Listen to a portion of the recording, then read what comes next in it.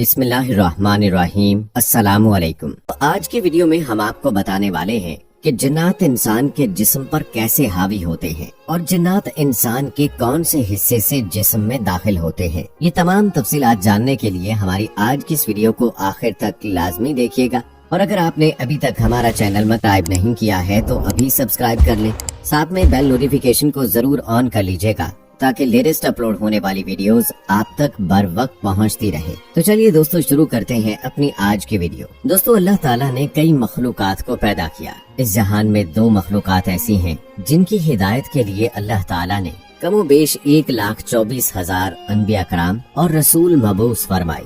ان کے لیے اللہ تعالیٰ نے جزا اور سزا کا تصور پیش کیا، یعنی قیامت کے دن کا۔ اللہ تعالیٰ کی یہ دونوں مخلوقات جنات اور انسان ہیں۔ جنات کی دنیا اسرار کے پردے میں چھپی رہتی ہے۔ جنات انسان کی نظروں سے پوشیدہ کر دیے گئے ہیں۔ زمین پر انسان کو اتارنے سے پہلے اللہ تعالیٰ نے فرشتوں کے ذریعے جنات کو الگ الگ جزیروں اور ویران جگہوں میں قید کر دیا۔ جناتوں کو قید کرنے کا واقعہ بھی دلچسپی سے خالی نہیں ہے۔ روایات میں آتا ہے کہ انسان کو زمین پر اتارنے سے پہلے اللہ تعالیٰ نے فرشتوں کے سردار ابلیس کو اپنی بارگاہ میں طلب فرمایا۔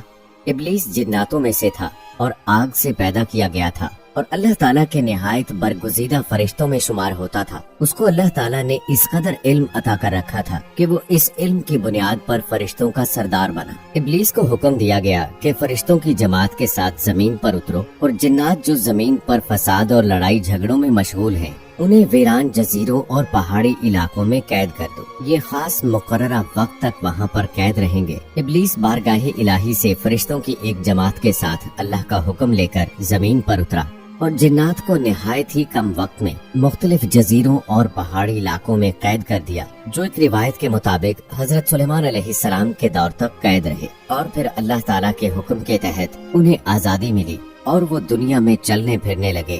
جنات کو قید کرنے کے بعد ابلیس کا فرشتوں کی جماعت کے ساتھ عرش الہی تک سفر ہوا۔ دوران سفر ابلیس کے دل میں غرور اور تکبر نے سر اٹھا لیا۔ ابلیس نے اتنے کم وقت میں نہایت طاقتور جنوں کو قید کیا، اس لیے اس نے غرور کیا۔ اس کی خبر اللہ تعالیٰ کو تو ہو گئی، مگر دوسرے فرشتے اس سے بے خبر رہے۔ روایات میں آتا ہے کہ یہ پہلا موقع تھا کہ جب ابلیس نے غرور اور تکبر کیا، جبکہ اللہ پاک نے اس کے غرور کو ختم کرنے کے لیے حضرت آدم علیہ السلام کے سامنے سجدہ کرنے کا حکم دیا، تو ابلیس نے انکار کر دیا، کیونکہ جنات کو قید کرنے کے بعد اس کے دل میں غرور اور تکبر آ چکا تھا کہ میں آگ سے بنا ہوں اور یہ مٹی کی پیداوار ہے، میرا اور اس کا کیا جوڑ کہ میں اس مٹی کے پتلے کو سجدہ کروں۔ اللہ تعالیٰ کے حکم سے انکار پر ابلیس کو بارگاہ الہی سے نکال دیا گیا اور اسے شیطان قرار دیا گیا۔ حضرت سلیمان علیہ السلام کے دور میں جنات کو آزادی ملی، کیونکہ ان کی قید کا وقت پورا ہو چکا تھا،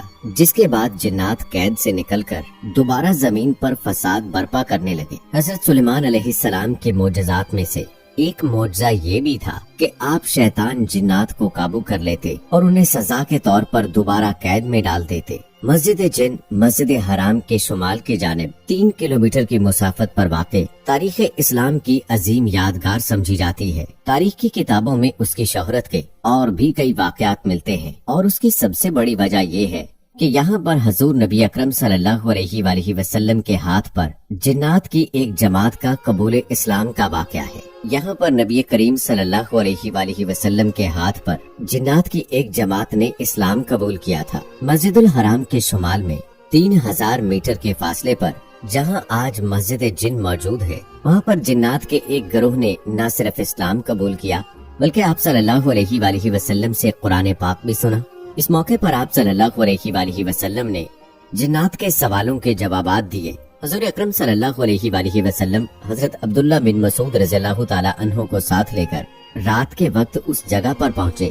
آپ نے عبداللہ بن مسعود رضی اللہ تعالی عنہ کو ایک خاص مقام سے آگے بڑھنے سے منع فرمایا تاکہ کہیں جنات انہیں نقصان نہ پہنچا دے۔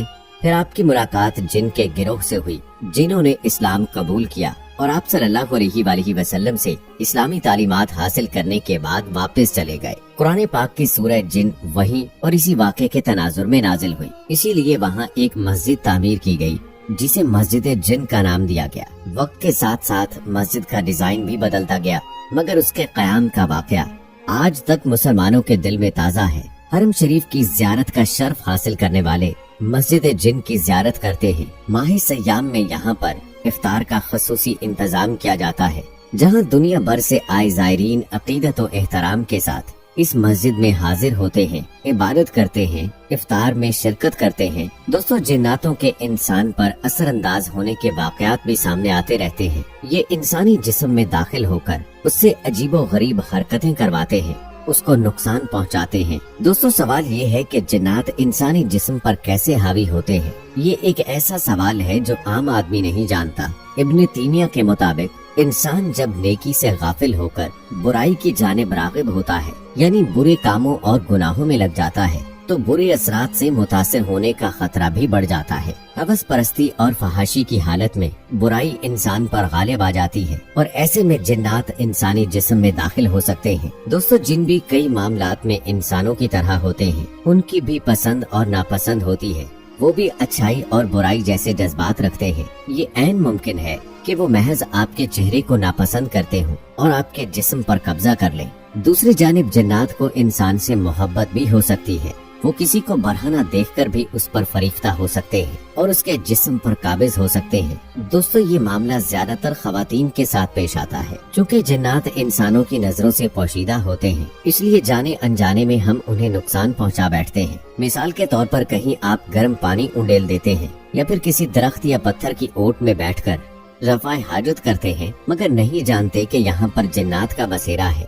आपके इस अमल से वो नाराज हो सकते हैं और बदला लेने के लिए आपके जिस्म में दाखिल हो सकते हैं। जो शख्स बहुत ज्यादा खौफ की हालत में होता है, ऐसे हालात में भी जिन्नात उस पर काबिज हो सकते हैं। जिन्नात जिस्म के किस हिस्से से दाखिल होकर इंसान पर कब्जा जमाते हैं, इस हवाले से मुख्तलिफ नजरियात हैं। ज्यादातर नजरिया ये है कि इंसान की मौत के वक्त रूह इंसानी नाखूनों, मुंह, नाक और आँख से, और यही वो जगह होती है जहाँ से जिन्नात इंसानी जिस्म में दाखिल होकर कब्जा जमाते हैं। अल्लाह ताला ने इंसान को शर से बचने के लिए कई तरीके बताए हैं, जिनमें हुजूर नबी अकरम सल्लल्लाहु अलैहि वसल्लम के जरिए तालीम भी दी गई है। कई ऐसी मसनून दुआएं और वज़ाइफ मौजूद हैं, जिनके जरिए जिन्नात का तोड़ किया जा सकता है। जिन्नात के तोड़ के लिए जो सूरत मौजूद है वो सूरह नास है। अल्लाह ताला जो इंसान से 70 माओं से ज्यादा प्यार करता है, अल्लाह पाक जो कि बहुत रहीम है, ये कैसे मुमकिन है कि अल्लाह पाक ने जिन्नात को इतना ताकतवर बना दिया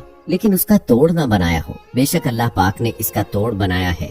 सूरह अन्नास और सूरह फलक की रोजाना तलावत करने वाले के जिस्म में कभी भी जिन्नात दाखिल नहीं हो सकते। लिहाजा इन सूरतों की तिलावत को अपना मामूल बना ले। इंशाअल्लाह जिन्नात आपको कोई नुकसान नहीं पहुंचा सकते। और किसी भी काम की शुरुआत से पहले बिस्मिल्लाहिर्रहमानिर्रहीम जरूर पढ़ लिया करें, जिससे उस काम में अल्लाह ताला खैर और बरकत डाल दे। उम्मीद करते हैं दोस्तों कि हमारी आज की ये वीडियो आपको पसंद आई होगी। इस वीडियो की पसंदीदगी के इजहार के लिए इसको लाइक करें, शेयर करें अपने दोस्तों के साथ।